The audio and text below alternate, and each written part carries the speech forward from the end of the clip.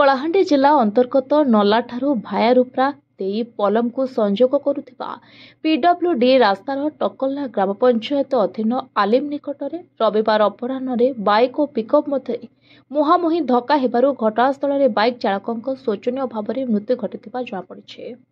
खबर अनुसार केसिंगा आदर्श थाना अंतर्गत परलसिंगा ग्राम पंचायत अधीन रईनपड़ा गाँवर गौरांग नायकों एकमात्र पुओ कोदंड नायक ओरफ कुना बयस 24 वर्ष कौनसी काम बाइक रे बंधपड़ा जाई फेरुथिबा समय बलांगीर जिलार उक्त पिकअप सह मुहांमुही धक्का होइथिबा जଣାपड़िछि।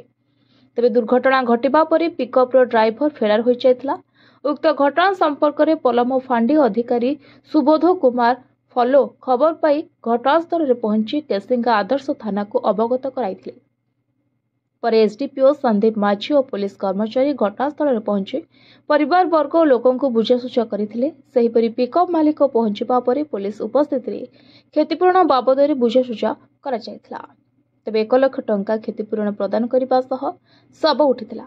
व्यवच्छेद निमंते केसिंगा स्वास्थ्य केन्द्र को पठाइथिले।